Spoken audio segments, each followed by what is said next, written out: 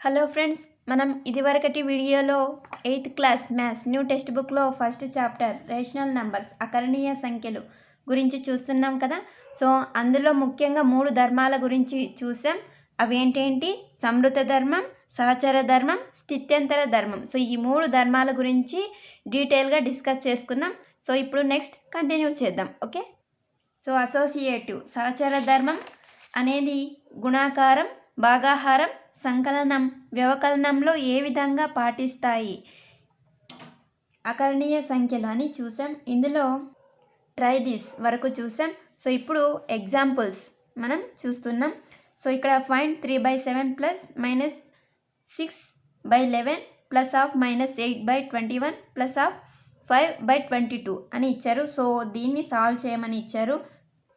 So ఇక్కడ మనం గమనించినట్లయితే హారంలో వేరు సంఖ్యలు ఉన్నాయి. హారాలను సమానం చేసుకుని ఇక్కడ లవాలను యాడ్ చేస్తాం.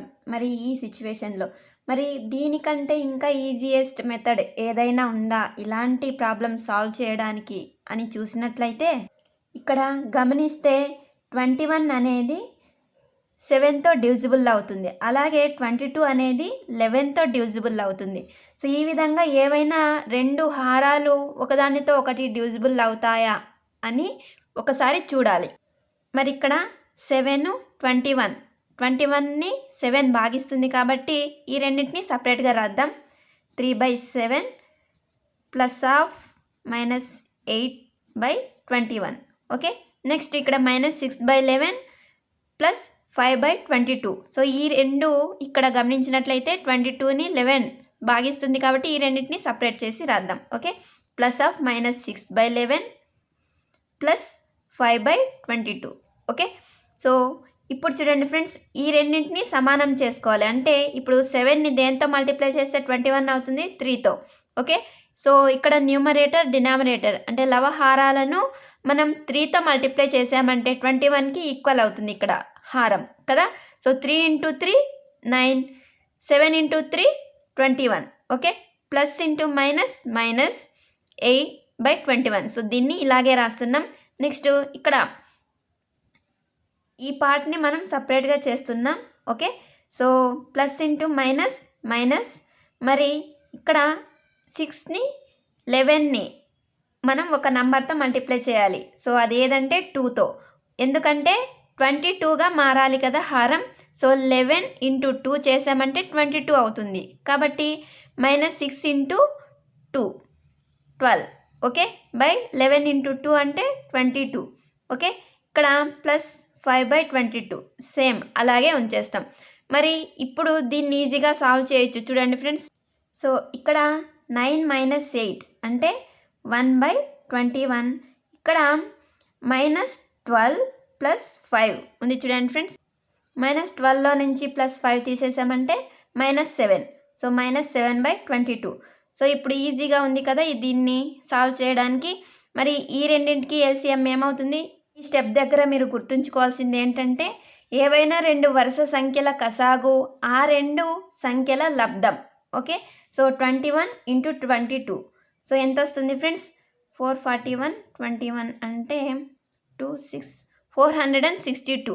సో మనకి ఈజీగా ఎలా మల్టిప్లై చేయాలి అనే దాని గురించి కూడా ఒక చిన్న ట్రిక్ ఫ్రెండ్స్. సో మనం ఇదివరకే 30 వరకు స్క్వేర్స్ నేర్చుకున్నాం కదా. 30 వరకు స్క్వేర్స్ నేర్చుకున్నట్లయితే ఇక్కడ చూడండి, ఇక్కడ చిన్న సంఖ్య ఏది ఉంది? 21. సో 21ని స్క్వేర్ చేస్తే ఎంత అవుతుంది? 441 కదా. మరి నెక్స్ట్ 21నే ఒకసారి యాడ్ చేయాలి. ఓకే, యాడ్ చేసినట్లయితే 264. సో 462. సో ఈ విధంగా ఈజీగా మనం ఏవైనా 2 వరుస సంఖ్యల్ని మల్టిప్లై చేయొచ్చు. అంటే 30కి లోపల ఉన్న ఏవైనా 2 వరుస సంఖ్యల్ని మల్టిప్లై చేయడానికి ఈ ట్రిక్ యూజ్ అవుతుంది. ఓకే, సో ఇప్పుడు ఎల్సిఎం ఎంత ఫ్రెండ్స్? 462. ఓకే, సో మనం ఇదివరకే చాలా ప్రాబ్లమ్స్లో చెప్పుకున్నాం. సో ఈ రెండింటికి ఉమ్మడి కారణాంకం ఏది లేదంటే మనం డైరెక్ట్ ఏం చేస్తాం? క్రాస్ మల్టిప్లికేషన్ చేసి న్యూమరేటర్లో ఉంచుతామని చెప్పుకున్నాం కదా. సో 22 × 1 అంటే 22a. నెక్స్ట్ మైనస్ ఇక్కడ 21 × 7 అంటే 7 × 1 = 7, 7 × 2 = 14. So 147. So 22 minus 147. So subtract చేసామంటే -125/. ఈ విధంగా ఈజీగా చేయొచ్చు. నేను ఎక్స్ప్లెయిన్ చేస్తూ చెప్పడానికి ఈ మెథడ్ కొద్దిగా ఎక్కువ టైం తీసుకున్నప్పటికీ మీరు ఓన్గా చేసేటప్పుడు ఇది ఈజీగా వచ్చేస్తుంది ఫ్రెండ్స్. కావాలంటే మీరు ప్రాక్టీస్ చేసి ట్రై చేసి చూడండి. సో ఈ విధంగా చేయడం అంటే కసాగు ఇంత తీసుకుని చేయడం కొద్దిగా లేట్ అవుతుంది, కానీ ఈ ప్రాసెస్ చేసినప్పటికీ మీకు ఈజీగా వస్తుందని అనుకుంటున్నాను. నెక్స్ట్ ఎగ్జాంపుల్ చూద్దాం. సో ఇక్కడ అదే ఇచ్చారు చూడండి ఫ్రెండ్స్. ఓకే, నెక్స్ట్ ఎగ్జాంపుల్ 2 చూసినట్లయితే ఫైండ్ -4/5 × 3/7 × 15/16 × -14/9. సో ఇక్కడ క్యాన్సిలేషన్ చేస్తే ఈజీగా వచ్చే అవకాశం ఉంది చూడండి friends. 3 1 3 3 okay, 5 1 5 3 okay, next 3 1 3 1. So మనం ఏం లేదు ఫ్రెండ్స్, న్యూమరేటర్ డినామినేటర్లో ఉన్న వాటిని క్యాన్సిలేషన్ చేస్తూ వెళ్ళడం అంతే. ఓకే, సో ఇంకా ఏవైనా క్యాన్సిల్ అవుతాయి ఇక్కడ చూడండి. -1 ఉంటుంది ఇక్కడ, 4. సో 4 1 4 4. సో మైనస్ అనేది గుర్తు అలాగే ఉంటుంది, గుర్తుంచుకోవాలి. 2 2 2 7. సో ఇక్కడ మైనస్ ఇక్కడ కూడా అలాగే ఉంటుంది. సో -1 -7/2 ఇక్కడ 7 ఉంది, మరి ఇక్కడ ఈ 7 కూడా క్యాన్సిల్ అవుతుంది, న్యూమరేటర్ డినామినేటర్లో ఉంది కాబట్టి. ఇంకా మనకు మిగిలింది ఏంటి, -1 × -1 అంటే +1/2. సో ఇక్కడ కూడా ఏవి గుర్తులు లేవు, మరి అన్నీ ప్లస్సే ఉన్నాయి కాబట్టి ప్లస్, మరి 2 × 1. సో ఇక్కడ అన్నీ 1సే ఉన్నాయి కాబట్టి 2 × 1 చేస్తే 2. ఓకే, సో 1/2 అనేది ఆన్సర్గా వస్తుంది. ఓకే, నెక్స్ట్ మరి ఇక్కడ ఇంకొక మెథడ్లో చూసినట్లయితే ఇక్కడ స్థిత్యంతర ధర్మం అలాగే సహచర ధర్మం ఆధారంగా ఇక్కడ నంబర్స్ని ప్లేసెస్ని చేంజ్ చేశారు. చేంజ్ చేసి తర్వాత వాటిని క్యాన్సిలేషన్ చేశారు. నెక్స్ట్ ఇక్కడ 12.4 ద రోల్ ఆఫ్ 0. సో 0 యొక్క పాత్ర. సో 0 యొక్క పాత్ర చూసినట్లయితే మనం ఏదైనా ఒక సంఖ్యను 0కి యాడ్ చేస్తే ఏమొస్తుంది ఫ్రెండ్స్, సో అదే సంఖ్యనే వస్తుంది. సో 2 + 0 = 2, -5 + 0 = -5. సో వచ్చేసి పూర్ణాంకం -5, పూర్ణ సంఖ్య -2/7 అనేది అకర్ణీయ సంఖ్య. సో ఇవన్నీ వేర్వేరు సంఖ్యా సమితులకు చెందిన నంబర్స్. మరి వీటన్నిటిని యాడ్ చేసామంటే 0కి మనకు అవే సంఖ్యలో వచ్చాయి మనకి ఇక్కడ గమనించినట్లయితే. సో కాబట్టి 0ని మనం ఏమంటాం, సంకలన తత్సమాంశం. సో సంకలన తత్సమాంశాన్ని ఇంగ్లీష్లో ఏమంటాం, అడిటివ్ ఐడెంటిటీ అంటాం ఫ్రెండ్స్. సో సంకలన తత్సమాంశం ఏ సంఖ్యా సమితుల ఆధారంగా చెప్పాం, పూర్ణాంకం, పూర్ణ సంఖ్య, మరి అకర్ణీయ సంఖ్యలో ఏ సంఖ్యల్ని యాడ్ చేసినప్పటికీ కూడా మనకు అదే సంఖ్యనే వస్తుంది కాబట్టి 0ని సో గుర్తుంచుకోవాలి. 0ను ఆ సంఖ్యా సమితికి అంటే పూర్ణాంకాల పరంగా చూసినట్లయితే పూర్ణాంకాల పరంగా, లేదా పూర్ణ సంఖ్యలు లేదా అకర్ణీయ సంఖ్యల పరంగా చూసినట్లయితే ఆ సంఖ్యా సమితికి సపరేట్ చేసి అడిగిన, అంటే ఈ సంఖ్యా సమితి యొక్క సంకలన తత్సమాంశం ఏది అని అడిగితే 0 అని చెప్పాలి. Okay, so for example question ఎలా ఉండొచ్చు, పూర్ణ సంఖ్యా సమితి యొక్క సంకలన తత్సమాంశం ఏది, లేదా అకర్ణీయ సంఖ్యా సమితి యొక్క సంకలన తత్సమాంశం ఏది అని, లేదా పూర్ణాంకాల సంకలన తత్సమాంశం ఏది అని అడిగినా 0 అని మనం గుర్తుంచుకోవాలి. మరి ఇలా కాకుండా ఇంకొక విధంగా క్వశ్చన్ అడిగితే, ఫర్ ఎగ్జాంపుల్ -2 + 0లో ఏది సంకలన తత్సమాంశం అని అడిగారనుకోండి, 0ని సంకలన తత్సమాంశం అని అంటాం. ఓకే, సో గుర్తుంచుకోవాలి, 0నే సంకలన తత్సమాంశం అని అంటాం, -2ని కాదు. ఓకే, నెక్స్ట్ 1 యొక్క పాత్ర, ద రోల్ ఆఫ్ 1. సో మనం సంకలన తత్సమాంశంలో 0కి ఏది యాడ్ చేసినప్పటికీ కూడా అదే సంఖ్య వస్తుంది. మరి ఇక్కడ చూసినట్లయితే మల్టిప్లికేషన్లో 1కి దేన్ని మల్టిప్లై చేసినా అదే సంఖ్యనే వస్తుంది. సో 1 అన్నింట్లోనూ 1 ఉంది చూడండి ఫ్రెండ్స్. సో ఇక్కడ 5 ఒక పూర్ణాంకం, ఇక్కడ -2/7 అలాగే 3/8 అనేవి అకర్ణీయ సంఖ్యలు. సో వీటన్నిటిని 1తో మల్టిప్లై చేసినా తిరిగి మనకు అవే సంఖ్యలే వచ్చాయి.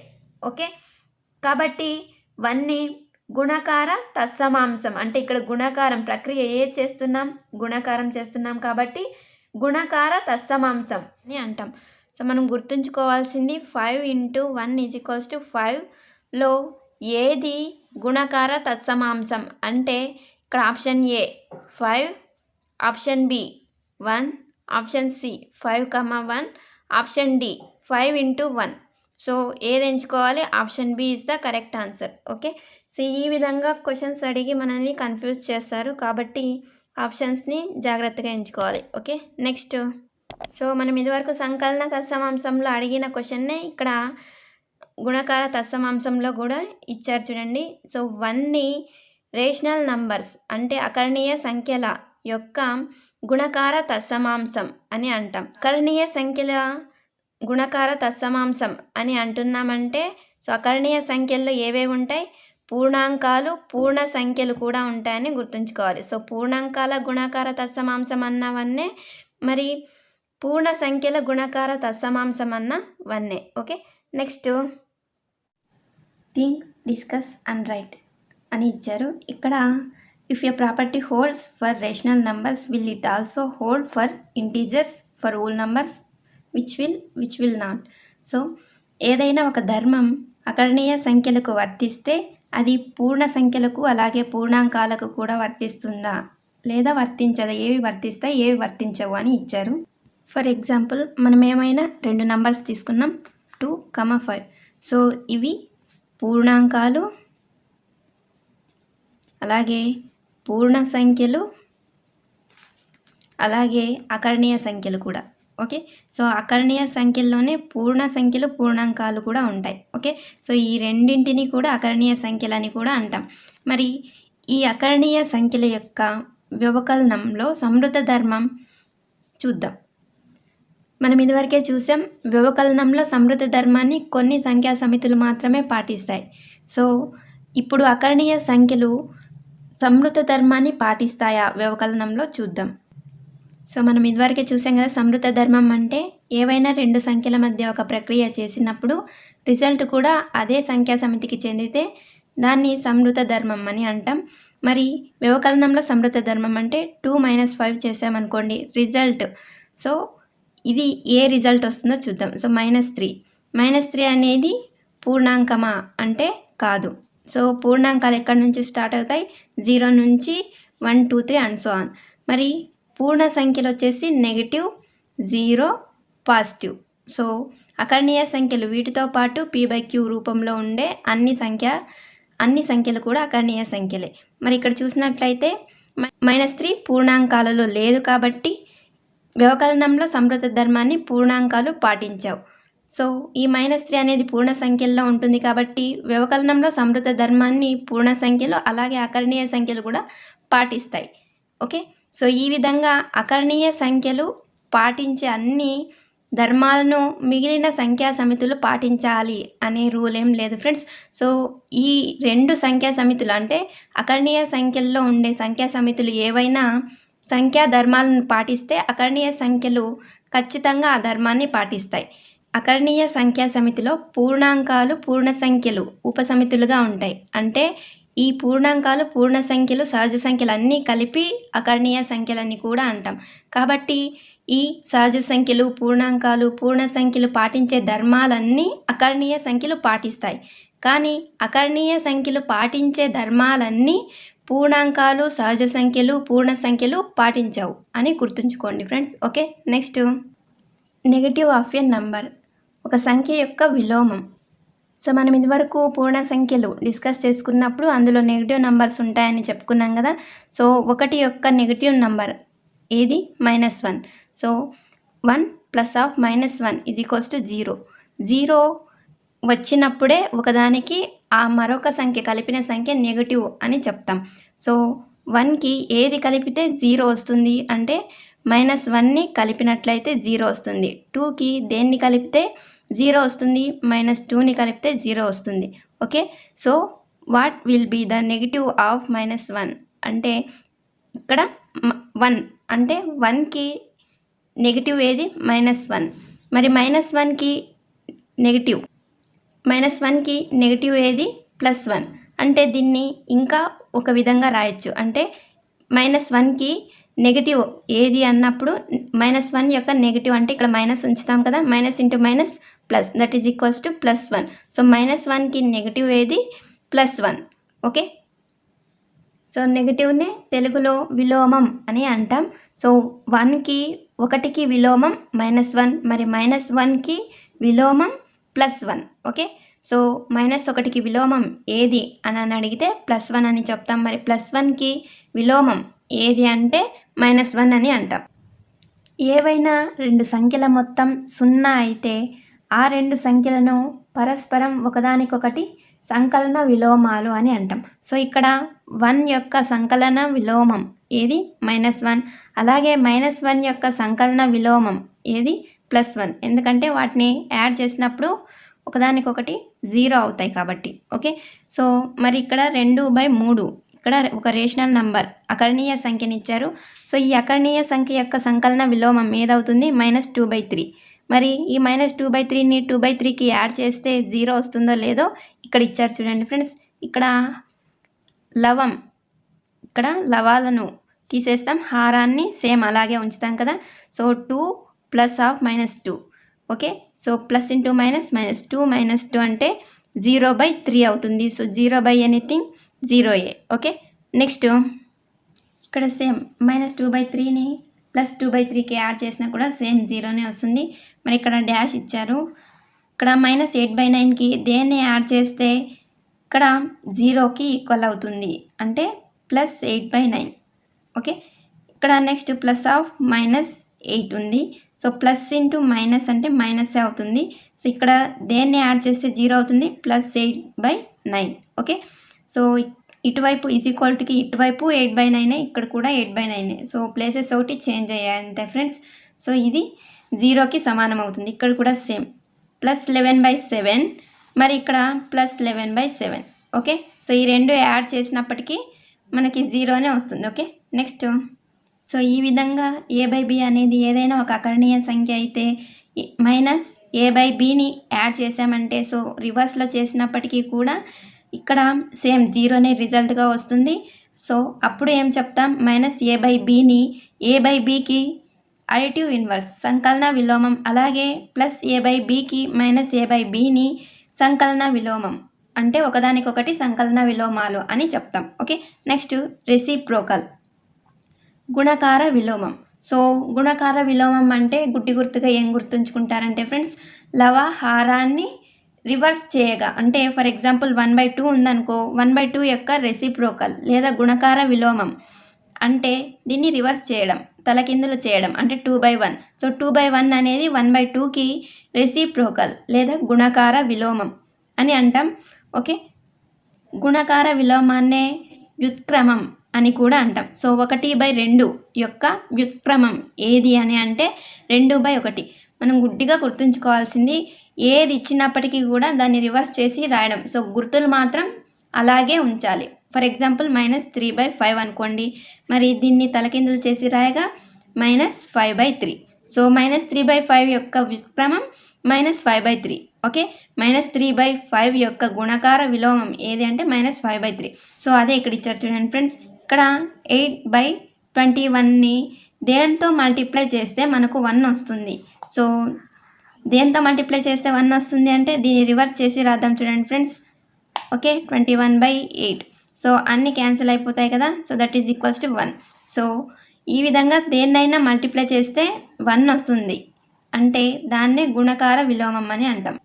సో ఇక్కడ 8/21కి అలాగే 21/8కి రెండు ఒకదానికొకటి గుణకార విలోమాలు లేదా వ్యుత్క్రమాలు అని చెప్తాం. సో ఇంగ్లీష్లో అయితే గుణకార విలోమాన్నే మల్టిప్లికేటివ్ ఇన్వర్స్ అని అంటాం, వ్యుత్క్రమం అంటే రెసిప్రోకల్. ఓకే, నెక్స్ట్ ఇక్కడ సేమ్ -5/7 ఇచ్చారు. సో రివర్స్ చేస్తే -7/5. ఓకే, సో వీటిని మల్టిప్లై చేస్తే 1 వస్తుంది. 21/8 అనేది 8/21కి రెసిప్రోకల్ గుణకార విలోమం, అలాగే 8/21 అనేది 21/8కి గుణకార విలోమం. Okay, next can you say what is the reciprocal of 0? 0 యొక్క రెసిప్రోకల్ ఏముంటుంది ఫ్రెండ్స్? సో 0 బై ఏమీ లేదంటే 1 అనుకోండి. మరి 0 బై 1 అంటే 0 వస్తుంది, కానీ 1 బై 0 అంటే నిర్వచించబడదు. సో అదేవిధంగా 0ని దేంతో మల్టిప్లై చేస్తే 1 వస్తుంది? ఓకే, సో మనం ఇక్కడ గమనించినట్లయితే 0ని దేంతో మల్టిప్లై చేస్తే 1 వస్తుంది. సో ఇక్కడ మనం అన్నిట్లోనూ గమనించినట్లయితే ప్రతి ఒక్కటి అంటే ఏదైనా ఒక సంఖ్య యొక్క వ్యుత్క్రమాన్ని లేదా గుణకార విలోమాన్ని మల్టిప్లై చేస్తే 1 అనేది రిజల్ట్గా వస్తుంది. ఓకే, సో మల్టిప్లై చేసినప్పుడు రిజల్ట్గా ఏది రావాలి? 1 రావాలి. సో 0ని దేనితో మల్టిప్లై చేసినా 0నే వస్తుంది. ఓకే, 0కి గుణకార విలోమం లేదు. ఓకే, సో మనం ఇంకొకటి సంకలన విలోమంలో కూడా 0కి సంకలన విలోమం ఏది? +(-0) చేసినా మనకి ఏం వస్తుంది? 0నే వస్తుంది. అంటే సంకలన విలోమం అంటే 0నే కదా రావాల్సింది రిజల్ట్గా. సో 0 యొక్క సంకలన విలోమం ఏదంటే 0నే.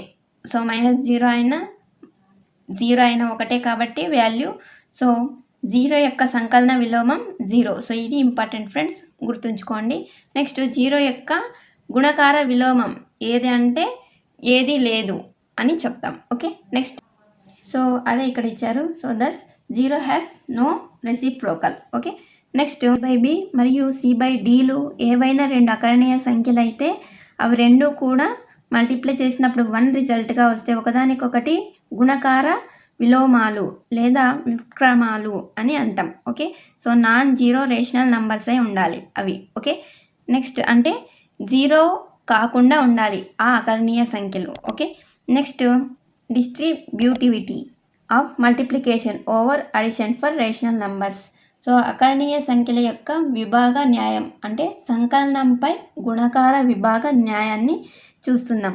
సో సంకలనంపై గుణకార విభాగ న్యాయం అంటే ఇక్కడ సంకలనంలో 2 సంఖ్యలు ఉన్నాయి, ఒకటి గుణకారంలో ఉంది. ఈ 2 సంఖ్యలతో కలిపి ఒక సంఖ్య గుణకారంలో ఉంది, మిగిలిన 2 సంఖ్యలు సంకలనంలో ఉండే. సో ఈ విధంగా సంకలనంపై గుణకార విభాగ న్యాయాన్ని చూస్తాం. సో గుణకార విభాగ న్యాయం ఎలా రాస్తాం? ఇక్కడ ఈ సంఖ్యలకి అంటే సో ఇక్కడ సపరేట్ చేసి రాస్తాం. సో ఈ 2 సంఖ్యలని అలాగే ఈ 2 సంఖ్యలని ఎలాగంటే -3/4 × 2/3 ప్లస్ -3/4 × -5/6 ఈ విధంగా. ఓకే, సో ఈ విధంగా ఉన్న వాటిని ఈ విధంగా మార్చి రాస్తాం సంకలనంపై గుణకార విభాగ న్యాయంలో. ఓకే, సో ఈ విధంగా ఉండే ఈ రూపంలో ఉండే సంఖ్యలనే మనం సంకలనంపై గుణకార విభాగ న్యాయాన్ని పాటిస్తాయి అని చెప్తాం.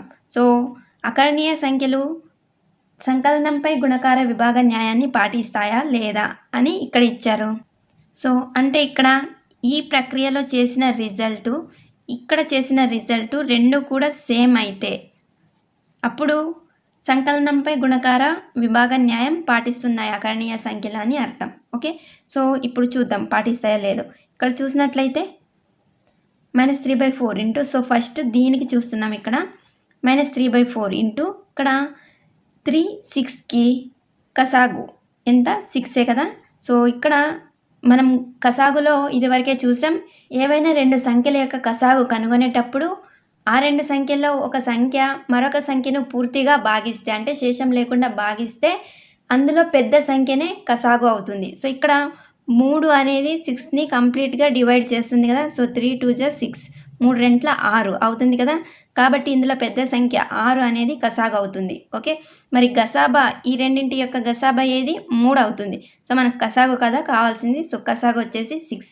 ఓకే, నెక్స్ట్ ఇక్కడ 2/3లో హారాల్ని క్యాన్సిలేషన్ చేస్తే 3 1 3 2 సో 2 × 2 అంటే 4. ఓకే, 4 ± ఇక్కడ 6/6 అంటే 6/6 క్యాన్సిల్ చేస్తే 1 వస్తుంది. 1 × -5 అంటే -5. Okay, so 4 ± 5.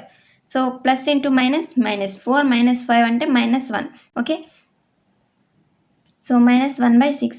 సో -× +3 4 × 6 అంటే 24. సో క్యాన్సిలేషన్ చేస్తే 3 1 3 8 24 1/8. ఈ స్టెప్ చేసినా కూడా మనకు 1/8 రావాలి. సో చేసినట్లయితే -3 × 2 లేదా ఇక్కడ క్యాన్సిలేషన్ చేస్తే 3 1 3 1 జా, సో -1 ఉంటుంది. 2 1 జా 2 2 జా, అంటే ఇక్కడ ఏముంటుంది -1/2. Okay, so -1/2. ఓకే, -1/2 ప్లస్ ఇక్కడ మైనస్ ఇంటూ మైనస్ ప్లస్సే అవుతుంది. సో ఇక్కడ ప్లస్ చేస్తున్నాం. సో 3 1 జా 3 2 జా 6. ఓకే, సో 1 ఇంటూ 5 అంటే 5. నెక్స్ట్ 4 ఇంటూ 2 అంటే 8. ఓకే, సో ఇప్పుడు దీన్ని ఎలా రాస్తాం? ప్లస్ ఇంటూ ప్లస్ ప్లస్సే కదా, సో -1/2 ప్లస్ 5/8. ఓకే, ఇక్కడ 2 8 యొక్క కసాగు ఎంత? 8. ఎందుకంటే 2 8ని కంప్లీట్గా డివైడ్ చేస్తుంది కాబట్టి ఇందులో పెద్ద సంఖ్య 8 కాబట్టి 8 అనేది కసాగుగా వస్తుంది. నెక్స్ట్ సో 2 1 జా 2 4 జా 4 ఇంటూ -1 అంటే -4 ప్లస్ 8/8 అంటే 1. 1 ఇంటూ 5 అంటే 5. ఓకే, సో -4 ప్లస్ 5 అంటే ప్లస్ 1/8. సో ఇక్కడ ఈ భాగం చేసినా కూడా మనకు ప్లస్ 1/8 వచ్చింది, ఈ భాగం చేసినా 1/8 వచ్చింది, అంటే రిజల్ట్ సేమ్ వచ్చింది కదా. సో ఈ విధంగా రిజల్ట్ సేమ్ వచ్చింది కాబట్టి సో అకరణీయ సంఖ్యలు సంకలనంపై గుణకార విభాగ న్యాయాన్ని పాటిస్తాయని చెప్తాం. ఓకే, నెక్స్ట్ సో అందుకే ఇక్కడ ఇలా ఇచ్చారు చూడండి ఫ్రెండ్స్, సపరేట్ చేసి రాశారు. Next distributivity of multiplication over addition and subtraction for all rational numbers a, b and c. So a into b plus c is equals to a into b plus a into c. a into b minus c is equals to a into b minus a into c. So ఇక్కడ అడిషన్లోనే కాదు సబ్స్ట్రాక్షన్లో కూడా గుణకార విభాగ న్యాయం అనేది వర్తిస్తుంది, అంటే ఇక్కడ మైనస్ ఉన్నప్పటికీ కూడా. ఓకే, సో దీన్నే వ్యవకలనంపై గుణకార విభాగ న్యాయం అని అంటాం. ఎందుకంటే మనం ఇక్కడ ఈ విధంగా వేసామనుకోండి, -5/6. ఇక్కడ ఏం చేంజ్ అయింది? ఈ యొక్క గుర్తు మాత్రమే చేంజ్ అయింది.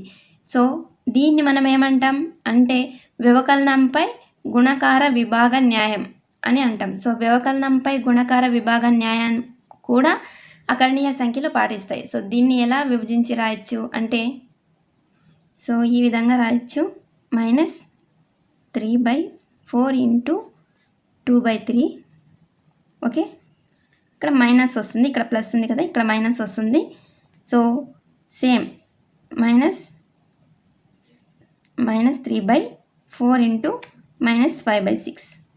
ఓకే, సో దీన్నే వ్యవకలనంపై గుణకార విభాగ న్యాయం అని అంటాం. సో అకరణీయ సంఖ్యలు వ్యవకలనంపై గుణకార విభాగ న్యాయాన్ని అలాగే సంకలనంపై గుణకార విభాగ న్యాయాన్ని కూడా పాటిస్తాయి. ఓకే, నెక్స్ట్ ఇక్కడ ట్రై దిస్ అని ఇచ్చారు, ఫైండ్ యూజింగ్ డిస్ట్రిబ్యూటివిటీ అని ఇచ్చారు. సో ఇక్కడ గమనించినట్లయితే ఇక్కడ సేమ్ ఉంది, ఇక్కడ సేమ్ ఉంది, అంటే 7/5 అనేది సేమ్ ఉంది కాబట్టి సో ఇక్కడ కామన్ తీసేయచ్చు, అంటే ఈ విధంగా ఈ రూపంలో రాయొచ్చు. ఈ విధంగా విస్తరించి ఉన్నదాన్ని 3/4 -3/4ని ఇక్కడ బయటికి తీసి ఎలా రాశారు బ్రాకెట్ నుంచి, అలాగే 7/5ని కూడా బయటికి తీసి రాయొచ్చు. సో అలా రాసినట్లయితే 7/5 ఇంటూ -3/12, ఇక్కడ ప్లస్ ఉంది కాబట్టి ఇక్కడ ప్లస్ చేస్తాం, 5/12 అవుతుంది. Okay, so 5/12 is equals to ఇక్కడ 12 సేమ్ ఉంది కాబట్టి 7/5 ఇంటూ హారాలు సమానంగా ఉన్నప్పుడు డైరెక్ట్ లవాల్ని తీసేయచ్చు లేదా యాడ్ చేయొచ్చు. -3 నుంచి -3ని 5 నుంచి తీసేస్తే +2. ఓకే, సో ఇక్కడ 7/5 ఇంటూ 2/12. మరి ఆన్సర్ ఏమొస్తుంది? 7 ఇంటూ 2 అంటే 14. సో లేదా క్యాన్సిలేషన్ ఇక్కడే డైరెక్ట్ చేసేయచ్చు, 2 1 జా 2 6 జా. ఓకే, సో 7/5 ఇంటూ 1/6 అంటే 7 ఇంటూ 1 7, 5 ఇంటూ 6 30. సో 7/30 అనేది ఆన్సర్ ఇక్కడ దీనికి. మరి నెక్స్ట్ దీనికి చూసినట్లయితే దీనికి కూడా సేమ్ 9/16ని కామన్గా తీసినట్లయితే 4/12. నెక్స్ట్ ఇక్కడ plus of -3/9. Okay, okay, so ఇప్పుడు 9/16, 4 1 జా 4 3 జా క్యాన్సిలేషన్ చేసేద్దాం, 1/3. ఇక్కడ కూడా 3 1 జా 3 3 జా, సో మైనస్ అలాగే ఉంటుంది, ప్లస్ ఆఫ్ -1/3. ఓకే, ఇక్కడ చూసినట్లయితే 9/16 ఇంటూ ఇక్కడ హారాలు సమానంగా ఉన్నాయి, 3 వేసేస్తున్నాం. So 1 plus of -3 1 plus into minus -1. Okay, so ఇక్కడ గమనించినట్లయితే 1 - 1 అంటే 0 వస్తుంది కదా. సో 9/16 ఇంటూ 0/3 అంటే 0 ఎనీథింగ్ 0a. సో ఇది మొత్తం 0 అయిపోతుంది. 0 ఇంటూ ఎనీథింగ్ కూడా 0a అంటే ఈ మొత్తం 0 అయిపోతుంది. సో ఆన్సర్ ఏమొస్తుంది, 0 అని వస్తుంది. ఓకే, సో ఈ విధంగా కనుగొనవచ్చు విభాగ న్యాయాన్ని ఉపయోగించి. నెక్స్ట్ ఇక్కడ right the additive inverse of the following అని ఇచ్చారు. మనం ఇదివరకే చెప్పుకున్నాం సంకలన విలోమాన్ని ఎలా రాస్తాం. సో గుర్తులు చేంజ్ చేసి రాస్తాం. అంటే -7/19కి గుర్తు చేంజ్ చేస్తే +7/19 అవుతుంది. ఓకే, సో +7/19 అనేది -7/19కి సంకలన విలోమం. ఇక్కడ +21/112కి -21/112 అనేది సంకలన విలోమం అవుతుంది. సో అదే ఇక్కడ ఇచ్చారు చూడండి friends. Okay, next example 4 verify that -(-x) is the same as x for అని ఇచ్చారు. సో ఇక్కడ x ప్లేస్లో ఈ సంఖ్యల్ని ప్రతిక్షేపిస్తే తిరిగి మనకి ఈ సంఖ్యలే వస్తాయా అని ఇచ్చారు. So -13/17. So minus into minus plus అవుతుంది కదా. సో అప్పుడు ఏమవుతుంది, సేమ్ ఇదే సంఖ్యనే వస్తుంది. ఇక్కడ కూడా అంతే. -x ప్లేస్లో మనం -21/31ని ప్రతిక్షేపించాలి. అంటే ఇక్కడ మైనస్ ఉంటుంది, ఇక్కడ మైనస్ ఉంటుంది, ఇక్కడ x ప్లేస్లో ఉండే ఈ సంఖ్యకు కూడా మైనస్ ఉంటుంది. ఓకే, 21/31. ఓకే, సో ఇది x -(-x). ఓకే, సో ఇప్పుడు minus into minus plus. So +21/31. Okay, so plus into minus -21/31. So ఇక్కడ ఏది ఉందో అదే వచ్చింది కదా. సో మనం దీన్ని బట్టి ఏమని చెప్పవచ్చు, -(-x) x అని చెప్పవచ్చు. ఓకే, నెక్స్ట్ సో అదే ఇక్కడ ఇచ్చారు, that is -(-x) x. Next so friends ఇక్కడ ఫైండ్ అని ఒక ప్రాబ్లం ఇచ్చారు. ఇక్కడ చూసినట్లయితే -3/7 ఇక్కడ -3/7 ఉంది. సో ఈ రెండు పదాలను ఒకవైపుకి రాద్దాం. అంటే ఇక్కడ 2/5 ఇంటూ -3/7, అలాగే ఇక్కడ ఉన్నది ఈ -1/14ని లాస్ట్లో రాద్దాం. ఇక్కడ ఈ -3/7 ఇంటూ 3/5 ఉన్న ఈ మొత్తం పదాన్ని ఇక్కడ చేర్చి రాద్దాం. సో ఓకే, -3/7 ఇంటూ 3/5 ఇక్కడ -1/14 అలాగే. ఓకే, మరి ఇక్కడ గమనించినట్లయితే సో ఇప్పుడు చూడండి -3/7 -3/7 రెండు కామన్గా ఉన్నాయి కాబట్టి దీన్ని బయటికి తీసేద్దాం. ఈ విధంగా ఇంటూ సో ఈ రెండు పదాలకి ఇవి ఇంటూల్లోనే ఉన్నాయి -3/7 అనేది.